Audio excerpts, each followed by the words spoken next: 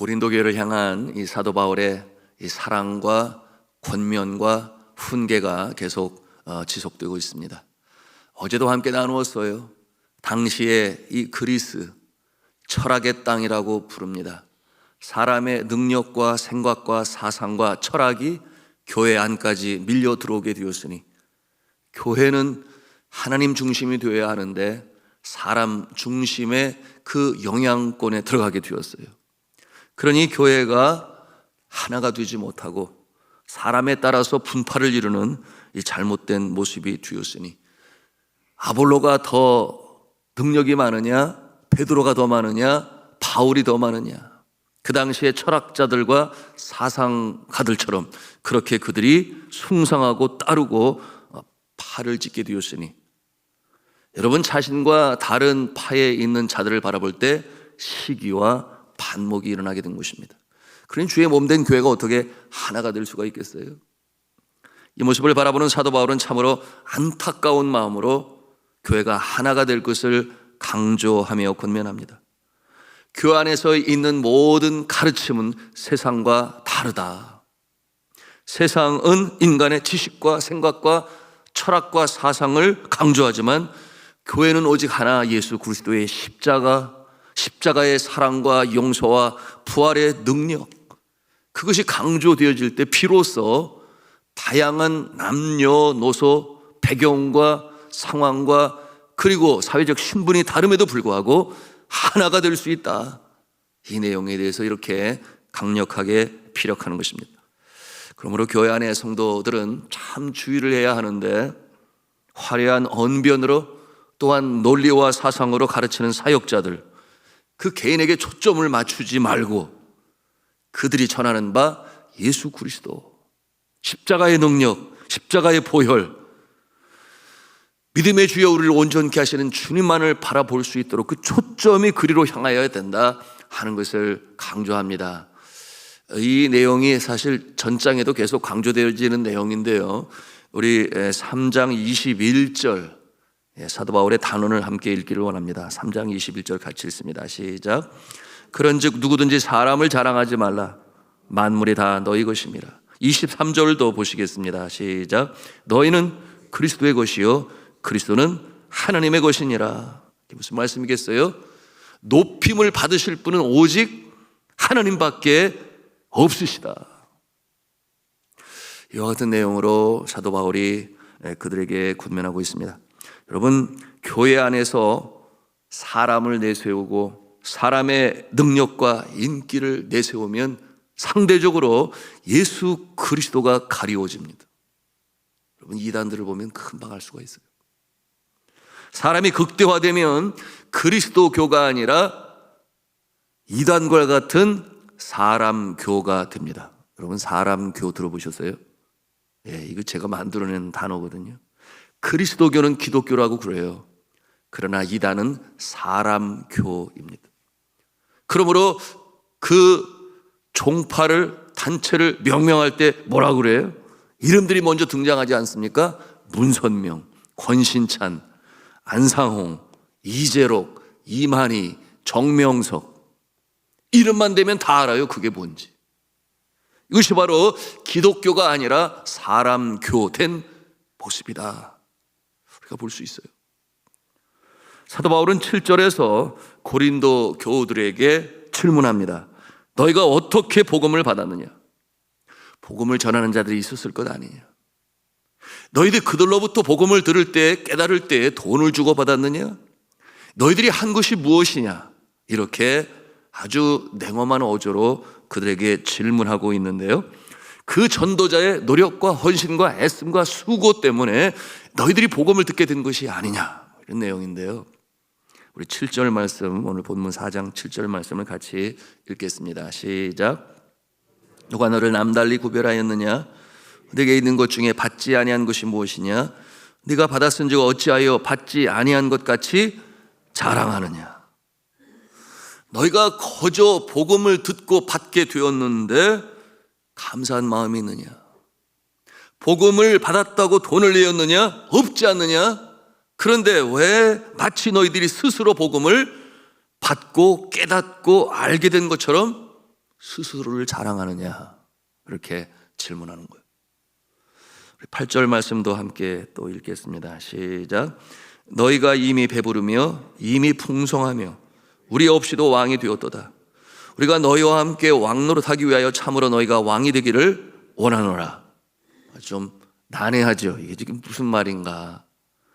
다시 곱씹어 생각해 봐야 할 말씀인데요. 이게 무슨 말씀인가 하면 그 앞절과 연관해서 주시는 말씀인데요.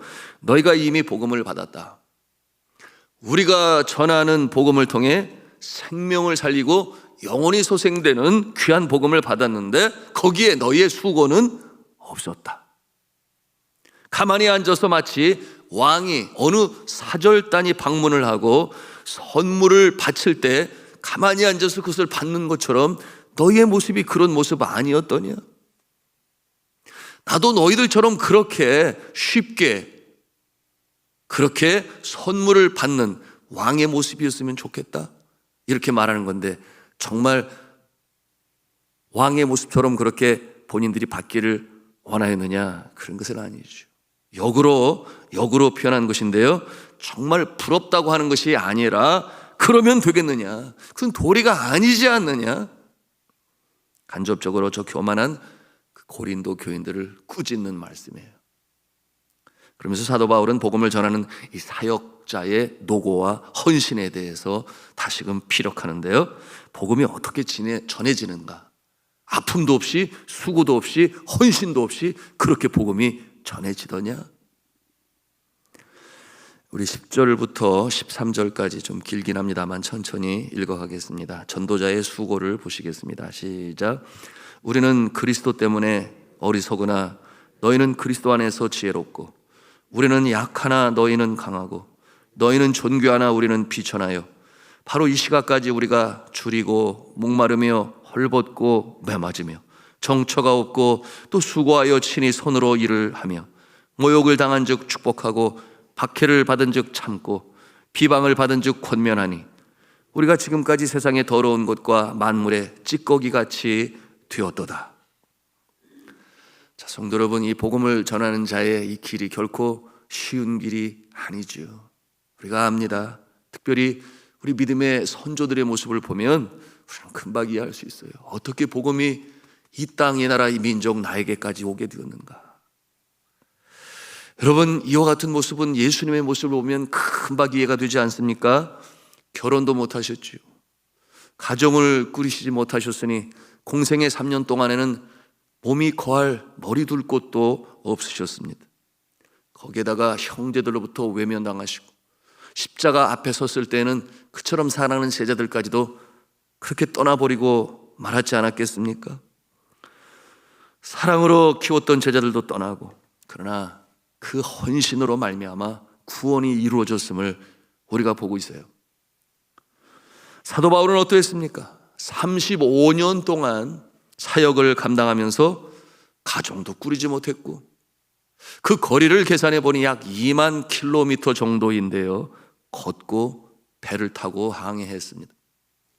앞절에서 고백한 대로 복음을 전하기 위해서 줄이고 목마르며 헐벗고 매맞으며 정처가 없었고, 또 수고하여 친히 일을 하였으며 욕을 먹어도 축복을 해주었고 핍박을 당하여도 참았고 비방을 당하여도 권면을 했고, 그는 이 세상의 더러운 것과 만물의 찢기와 같이 되었던 것입니다.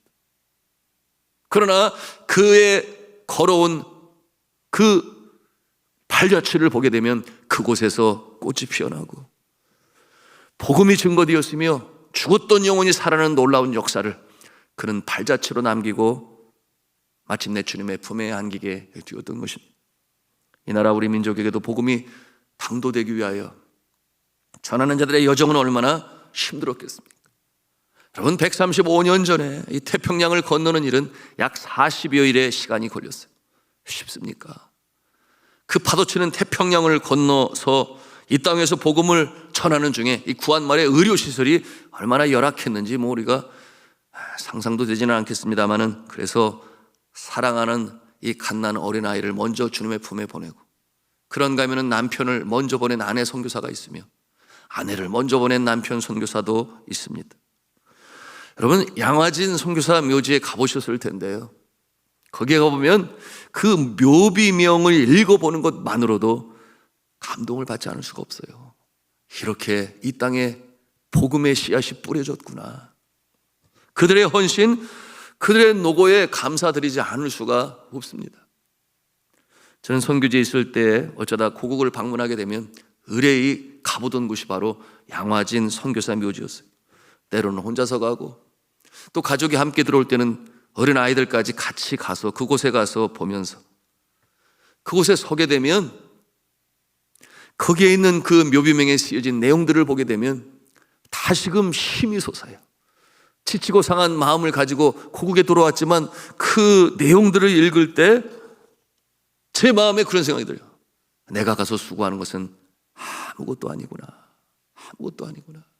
이들에 비하면 정말 아무것도 아니구나. 더 힘을 내야지. 더 주어진 이 사명의 길을 걸어가야지. 그 땅에 복음이 전해질 수만 있다면, 예수 그리스도의 푸르른 계절이 임할 수만 있다면, 그와 같은 다짐을 새롭게 하고 그리고 선교지로 돌아가곤 했었습니다만, 여러분, 참배를 마치고 나올 때 그들을 기리기 위해 드려진 시를 읽을 때 얼마나 가슴이 뭉클했던지 제가 그거를 필사로 옮겨 가지고 선교지에 가서 때때로 힘들 때 읽곤 했는데요, 그 내용이 이러합니다. 양화진, 영혼의 고향 하늘나라로 가는 길목.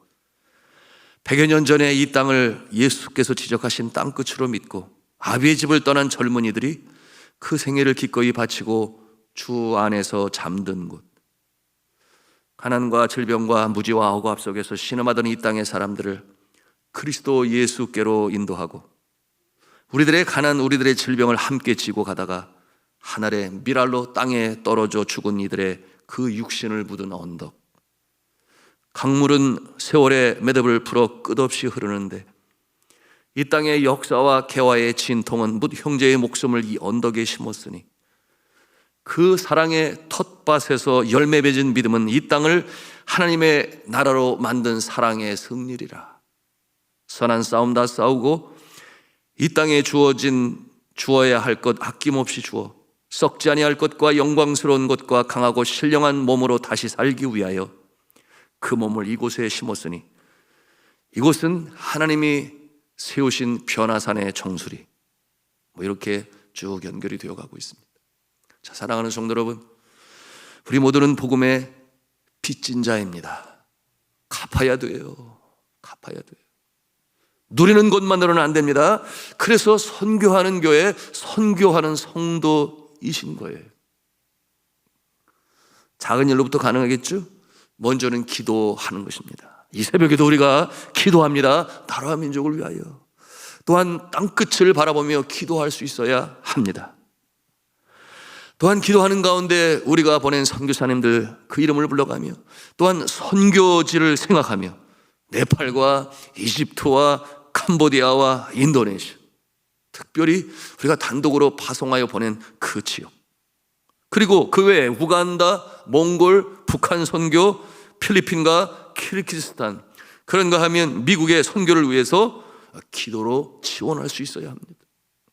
그런가 하면 주변에 예수 믿지 아니한 자들을 전도하는 것은 너무나 귀하고 소중한 것 아니겠습니까? 그것이 갚는 길이죠. 그래서 스스로 직접 전도자가 되고 전하는 자가 되고, 그것이 사역자의 길이죠. 이게 쉽지가 않습니다. 왜냐하면 늘 헌신과 수고, 때로는 문전박대를 당하기도 하고, 어떤 때는 속임을 당하는 것 같기도 하고, 또 때로는 실질적으로 무시당하기도 하고, 때로는 이용당하는 것 같기도 하고, 그러나 그렇게 수고하는 가운데 교회에 나오는 모습을 보면 그 모든 수고가 다 사라지지 않나요? 그때의 기쁨은 그야말로 세상이 주는 기쁨과는 차원적으로 다른 거예요. 그것은 영적으로 하나님께서 기뻐하시며 주시는 기쁨이 되니, 여러분, 세상에 가장 큰 기쁨은 영혼이 돌아오는 모습을 볼 때, 그리고 나의 수고와 애씀과 기도와 눈물이 있음으로 돌아올 때 그 보람은 말로 할 수 없는, 그래서 선교사가 되고 교역자가 되고 전도자가 되고 그런 건 아니겠습니까? 여러분, 이와 같은 모습 정말 귀하지요. 주일날이면 제가 이렇게 봅니다. 그러면 우리 전도하신 분들이 밖에 나가서 서성이세요. 내가 전도한 사람이 올까? 그 모습을 볼 때 저도 저절로 기도가 돼요. 제발 오셨으면 좋겠다. 그런데 뒤늦게라도 올라오는 모습을 보면서 기뻐하는 그 모습을 볼 때, 그래, 이것이 바로 복음의 빚진 자의 모습이겠지, 그런 생각을 갖게 되는데요. 어제는 대신방을 하면서 굉장히 제가 기뻤어요. 그래서 뭐 세상 말로 엔돌핀이 막 나왔는데, 그런가 하면 대신방 예배를 드리는데 처음으로 참석하신 성도님이 계셔서 제가 그렇게 기뻤습니다. 코로나 전에 남편이 먼저 전도대 우리 교회에 나오시기 시작했는데요. 제가 무지개 아파트 살고 있을 때 뵐 때마다 예수 믿으세요, 교회 나오세요, 저 소개하고, 하여튼 뭐 이런저런 대화를 하면서 전도를 했는데요. 물론 그전에도 이 무지개 아파트에 사시는 우리 교회 권사님들이 늘 접촉을 하고 전도를 했습니다. 남편분이 이 아내의 권유를 받아서 길 건너편에 있는 교회에 어떤 큰 행사가 있을 때 가끔 나가시게 되었는데, 아직 때가 안 되었기 때문에 그렇겠죠. 교회 예배당 안에만 앉아 있으면 중압감을 느끼고, 그런가 하면 자꾸만 졸음이 쏟아져서 교회 나가는 것을 멈추었다 그랬어요. 그런데 그 모습을 보면서 이 아내는 참 많이 안타까웠죠. 그런데 남편이 우리 교회에 전도되어 나오시면서 저는 한 번도 좋은 모습을 본 적이 없어요. 얼마나 초롱초롱한 이 눈매로 이 말씀을 잘 들으시는지. 그러니 부인도 깜짝 놀라고 그 마음에 어떤 생각이 들었겠어요? 하나님께서 이 교회에서 신앙생활 하시라고 하시나 보다, 이 생각이 돼가지고 부인 되시는 분이 우리 교회에 이제 함께 나오시게 된 것이었습니다. 한 달에 2번은 일부 예배에 나오시고, 그리고 2번 쉬는 날에는 3부 예배에 나오시는데, 지난주에도 이렇게 함께 나오셨어요. 코로나가 끝나고 이제 본격적으로 예배에 참석하시게 되었는데요, 이제 신앙생활이 무엇인지 알아가시는 것 같아요. 그 모습을 볼 때마다 얼마나 감사하고 기쁜지 알 수가 없어요. 참 귀하신 분들입니다. 자, 사랑하는 성도 여러분, 하나님은 복음이 온 천하에 증거되기를 바라시고, 예수님은 유언처럼 그 말씀을 주셨으니 너희는 만민에게 복음을 전파하라.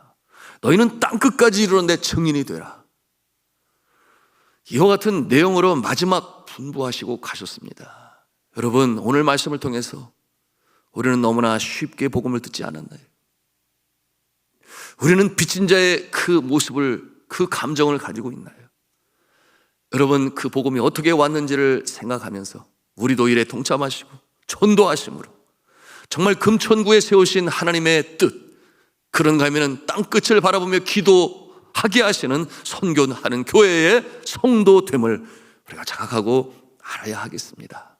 때를 얻든지 못 얻든지, 가정에서 일터에서 어디에 가든지 누구를 만나든지 무엇을 하든지, 이 복음의 빚진 자의 마음을 가지고 나갈 때 주께서 그 모습을 보시고 기뻐하셔서 되는 일도 더 잘 되게 하시고, 형통하는 일 가운데는 더 형통케 하시는 이 축복의 역사로 우리를 기뻐 사용하시고 또한 쓰실 줄로 믿으시기를 바랍니다. 이 모습이 되시기를 주님의 이름으로 축원합니다.